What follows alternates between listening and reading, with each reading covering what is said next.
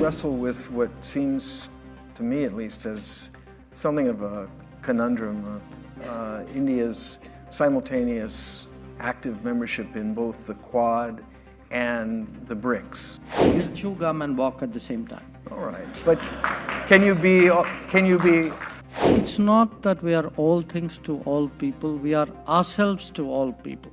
It's not like by being in the BRICS or being in SCO, you are necessarily sort of turning your back on your other relationship. Just stepping back to the Quad, which you mentioned, and your overall remarks about the emergence of more both regionalism and multipolarity, I wrestle with what seems, to me at least, as something of a conundrum.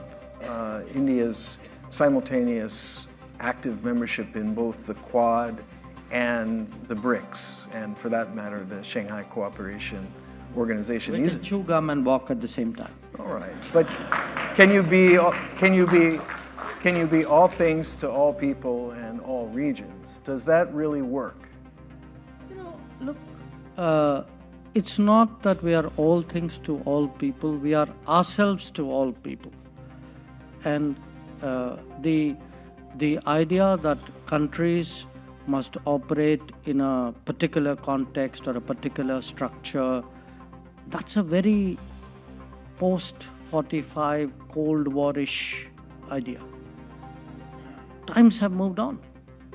So, there are today a lot of countries who feel that their freedom of choice, their operational flexibility should not be constrained because their interests are much more complicated and much more diverse than the binary, picture which the Cold War era represented. So, certainly this, what I say applies to India, but look at the BRICS. You have today countries like UAE or Egypt or Saudi Arabia. Now, these are countries which have had strong relations with the West, still have strong relations with the West. So it's not like by being in the BRICS or being in SCO, you are necessarily sort of turning your back on your other relationships. I think it is that ability to operate in multiple contexts and multiple spaces, and that to me is a characteristic of the current era. Well, can you help us understand a little bit about what India gets, what benefits accrue to India from participation in the Quad or participation in the BRICS or the SCO? Is it the same? Are these substantially different? And which of these, do some of these represent the future and some of them represent the past? No, look, I think all of them represent the future, partly because I think I'm myself part of the future. So you're kind of growing with that.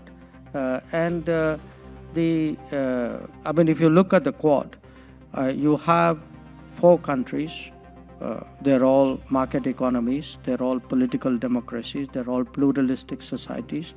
They also are all maritime powers, and they have a common interest in dealing with the Indo-Pacific in a certain way. They have that ability to cooperate and communicate with each other, work with each other, and carry other countries along with them. So we see this in a way as a non-treaty way of working with countries. I would argue that perhaps this is the future, that the era of arguing over who's paying who, what share and is that fair. You don't have those arguments in the Quad. So you don't have those arguments because everybody is doing, what they think is right, and there's a kind of a sort of understanding about it. In the case of the BRICS, it has a different history. It's a history of an era where Western dominance on the global order was very much more.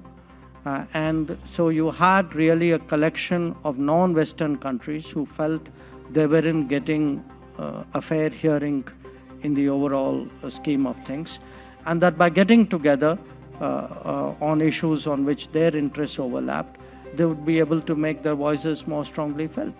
And I think it's also served its purpose. So to me, each one is a different facet of I'm now talking again from my perspective, a different facet of our interests and our activities.